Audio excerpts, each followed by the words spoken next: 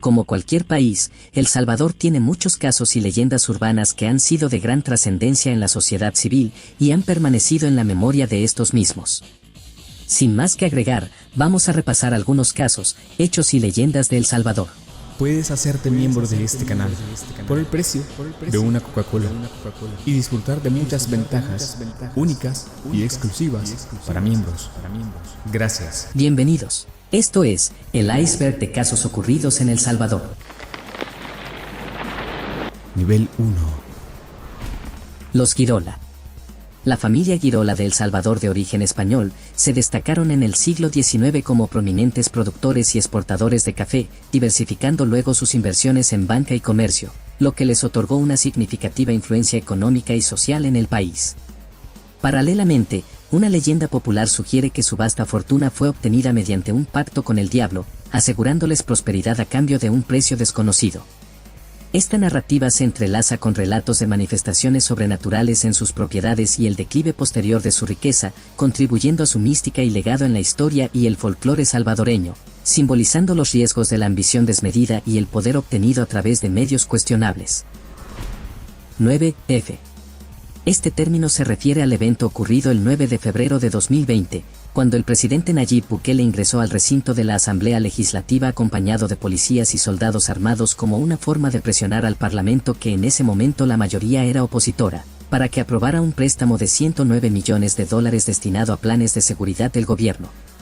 El evento es considerado uno de los golpes más fuertes a la democracia salvadoreña desde los acuerdos de paz de 1992. Posteriormente, Bukele admitiría que la incursión fue una táctica de presión, aunque varios críticos la describieron como un intento de autogolpe, señalando la militarización de la política y el debilitamiento de la división de poderes en el país. El incidente fue condenado tanto a nivel nacional como internacional, destacándose preocupaciones por la separación de poderes y la salud democrática de El Salvador, por lo que ha sido interpretado como un punto de inflexión hacia un régimen más autoritario en la nación. El Libro Amarillo. El Libro Amarillo es un documento secreto elaborado por la inteligencia militar de El Salvador durante el conflicto civil de 1980 a 1992. Fue hecho público en 2014 y contiene una lista de casi 2.000 personas consideradas como enemigos del Estado, muchos de los cuales fueron sometidos a vigilancia, detención, suplicio, desaparición forzada o ejecución extrajudicial por parte de las fuerzas de seguridad del país. El libro fue elaborado por la Sección de Inteligencia Militar del Estado Mayor Conjunto de las Fuerzas Armadas y ha sido validado como auténtico por varias investigaciones. Este documento es significativo porque proporciona evidencia directa de las tácticas de represión utilizadas por el ejército salvadoreño durante el conflicto, y su publicación desafía la persistente negativa del gobierno salvadoreño a liberar archivos oficiales relacionados con las infracciones de los derechos humanos cometidos durante la guerra civil. A pesar de la ley de amnistía de 1993 que garantizó la impunidad para muchos de estos crímenes, la revelación de este documento ha reavivado el debate sobre la necesidad de justicia y la apertura de los archivos históricos. Los amaños. Los amaños en el fútbol de El Salvador representan uno de los escándalos más grandes en la historia del deporte del país. Hubo un escándalo que salió a la luz en 2013, cuando se descubrió que al menos 22 jugadores de la selección nacional estaban involucrados en la manipulación de resultados de partidos a cambio de dinero, a menudo, para beneficiar a casas de apuestas ilegales. El caso tuvo un gran impacto en la selección nacional, conocida como la Selecta, y generó una ola de indignación entre los fanáticos. Por otro lado, la Federación Salvadoreña de Fútbol, FESFUT, y la FIFA llevaron a cabo investigaciones que resultaron en la suspensión de varios jugadores. Rafael Calderón, vicepresidente de la FESFUT en ese momento, confirmó que los arreglos se realizaban para influir en los resultados de partidos internacionales. Los amaños de partidos en El Salvador no solo dañaron la reputación del fútbol nacional, sino que también desilusionaron a una afición apasionada que siempre ha soñado con ver a su equipo lograr éxitos significativos. Nivel 2. Las 14 familias fundadoras.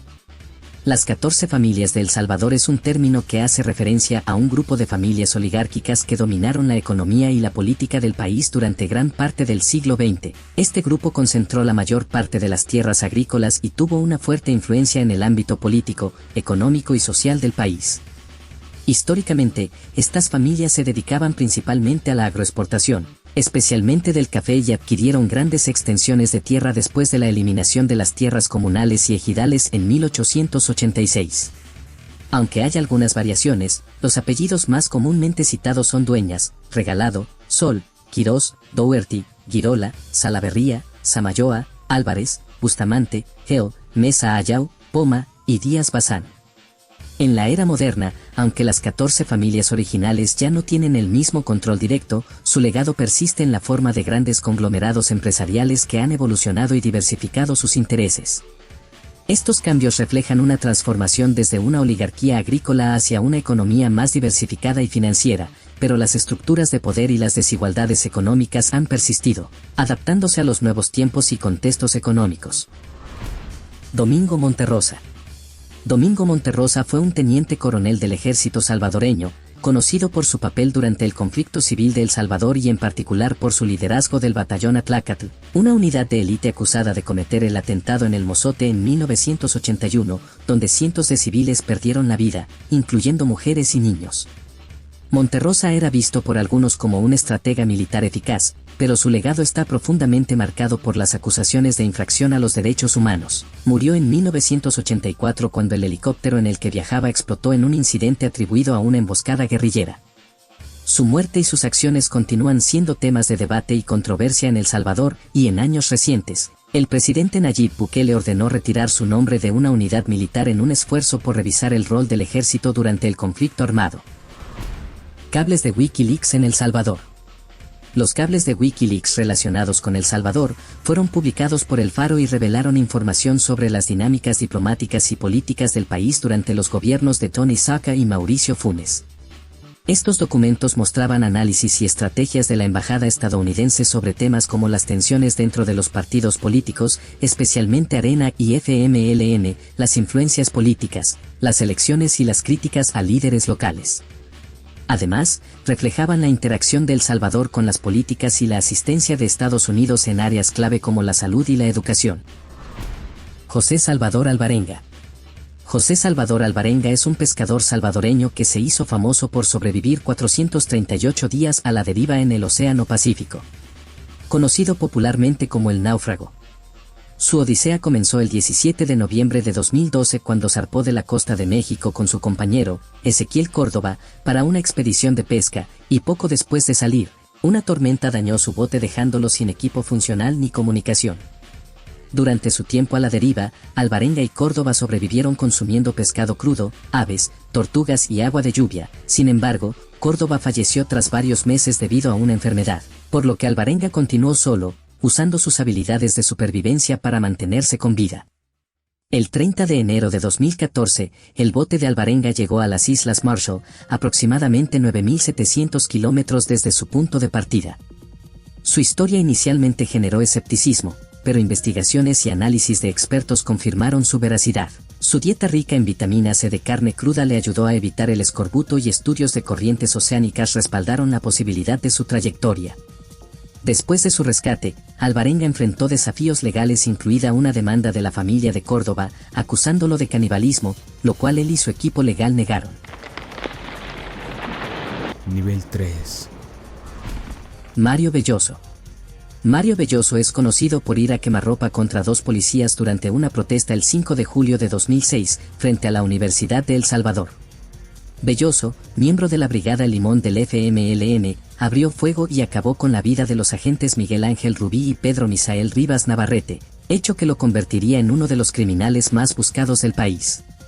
Belloso fue capturado en julio de 2007 tras haber permanecido oculto disfrazado de indigente, y en su casa, la policía encontró armas y materiales relacionados con el movimiento de izquierda al que pertenecía. En 2007, fue condenado a 35 años de prisión, pero en 2011 la sentencia fue aumentada a 56 años debido a la planificación del ataque. Actualmente, cumple su condena en el penal de máxima seguridad de Zacatecoluca. Negligencia en centro escolar, Corazón de María. Un trágico incidente ocurrido en 2019 provocó que una niña de 8 años falleciera tras caer de un juego mecánico conocido como la Chicago, instalado en una escuela de la colonia Escalón, San Salvador. El accidente ocurrió durante el recreo, cuando la barra de seguridad del juego fue levantada accidentalmente, lo que provocó que la niña cayera desde una altura significativa.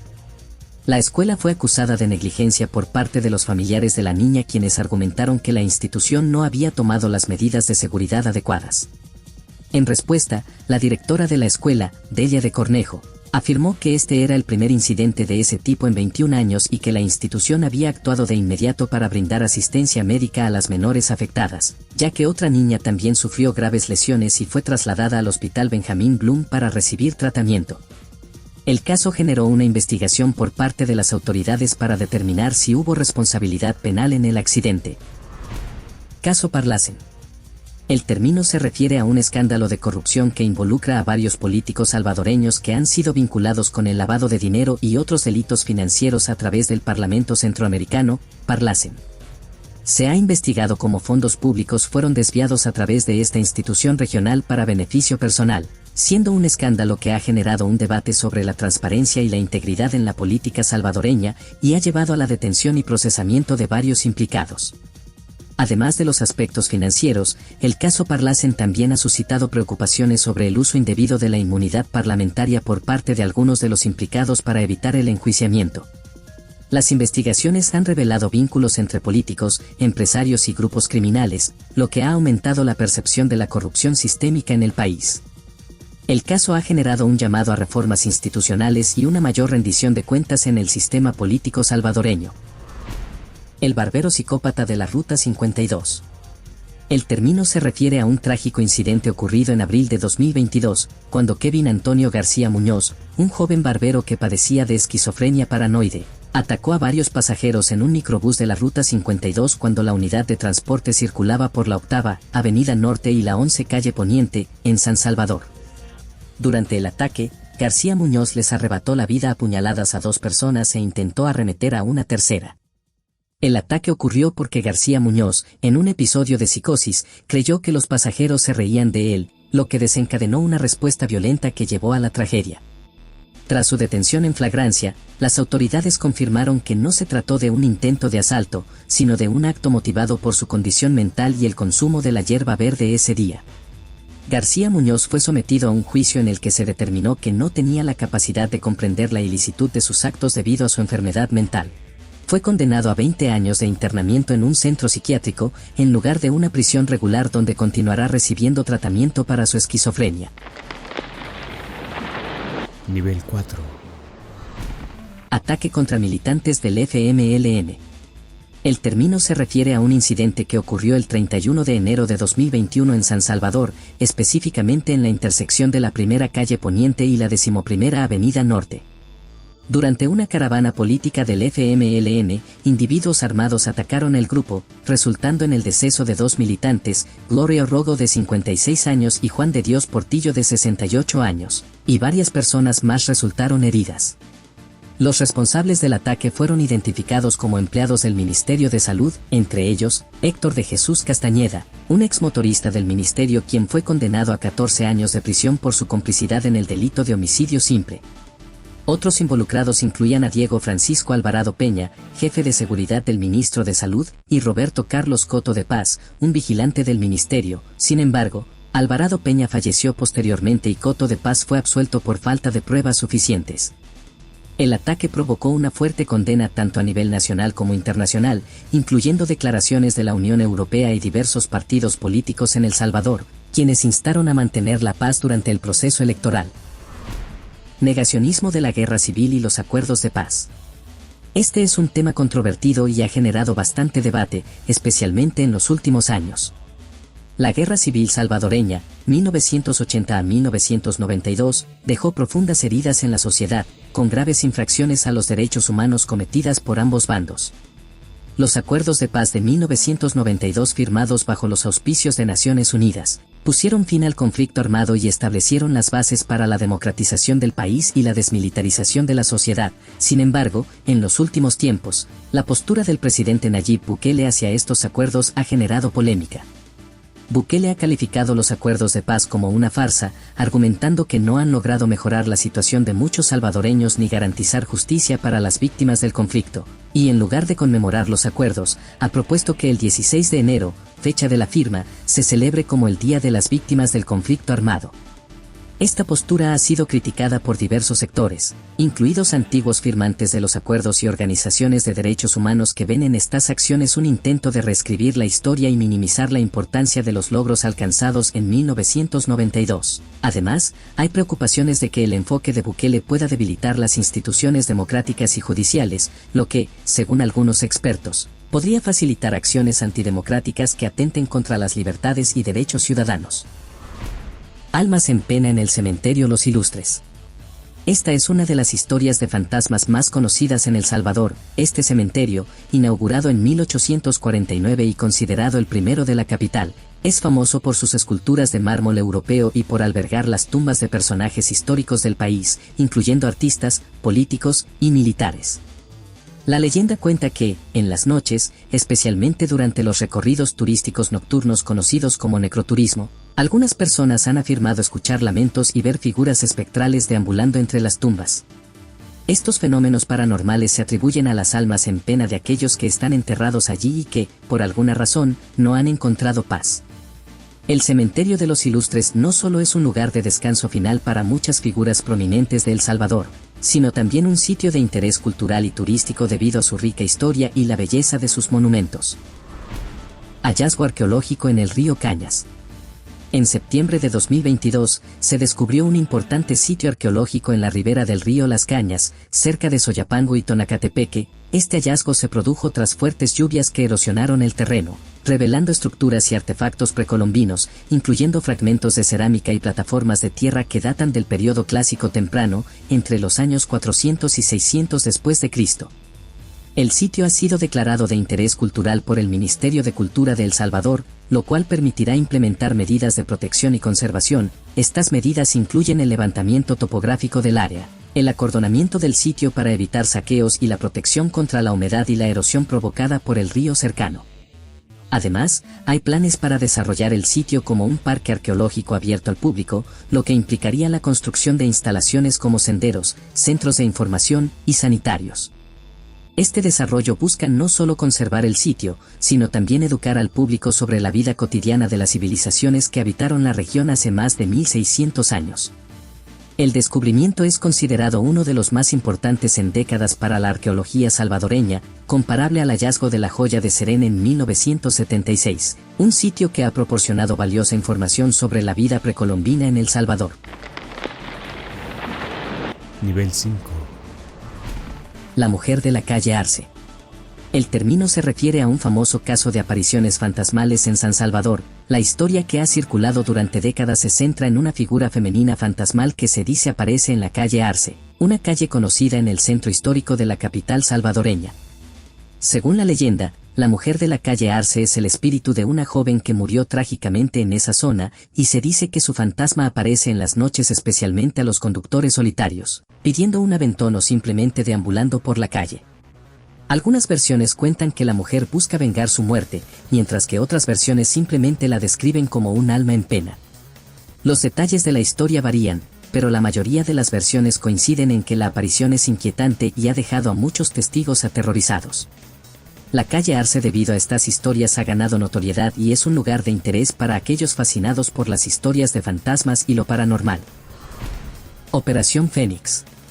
El término hace referencia a una serie de operativos realizados por la Policía Nacional Civil con el objetivo de mantener la seguridad en bares y centros de tolerancia, principalmente en el área metropolitana de San Salvador.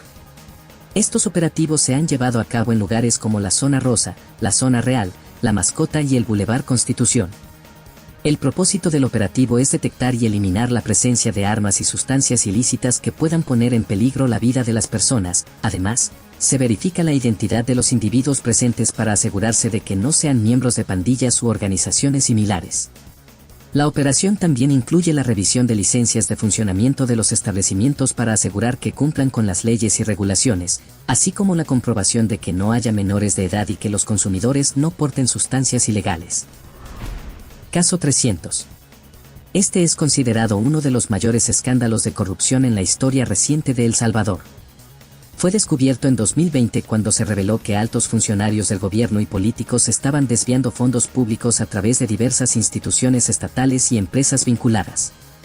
Los fondos, que se estiman en alrededor de $300 millones, fueron destinados originalmente para programas sociales y proyectos de infraestructura. El escándalo desencadenó una profunda indignación pública en El Salvador, con manifestaciones exigiendo justicia y transparencia. Las autoridades emprendieron investigaciones y juicios para llevar a los responsables ante la justicia, lo que llevó a la detención y procesamiento de varios funcionarios y personas implicadas en el caso. El caso 300 no solo reveló la magnitud de la corrupción en el país, sino que también puso de relieve la necesidad de reformas profundas en el sistema político y judicial para prevenir la impunidad y garantizar la rendición de cuentas en el futuro. Este escándalo ha dejado una marca indeleble en la política y la sociedad salvadoreña, y sigue siendo un tema de debate y preocupación en el país. Desalojo de la isla Tasajera. Esta es una situación que comenzó a intensificarse el 2 de diciembre de 2022, cuando se reportó la presencia de agentes antimotines, personal de la Fiscalía y miembros de la familia Closa, quienes reclaman la propiedad de una parte de la isla, ubicada dentro de la bahía de Jiquilisco, departamento de La Paz. Esta familia, que posee hoteles de lujo en la Costa del Sol, planea construir un proyecto turístico denominado el Cancún de El Salvador. Los habitantes de la isla, algunos de los cuales han vivido allí por más de 30 años, han denunciado que sus viviendas han sido desmanteladas y que cultivos han sido quemados para forzarlos a abandonar sus hogares. Afirman que estos terrenos fueron donados al Estado por el Banco Centroamericano de Integración Económica para conservarlos como área natural protegida. El proceso legal también ha sido complicado. Aunque inicialmente se reportaron desalojos y acciones de desmantelamiento de viviendas, el Tribunal de Zacatecoluca indicó que no había emitido órdenes de desalojo. Además, se destacó que la Fiscalía incumplió un acuerdo conciliatorio previo, lo que ha permitido a los habitantes seguir viviendo en la isla mientras se resuelve el litigio.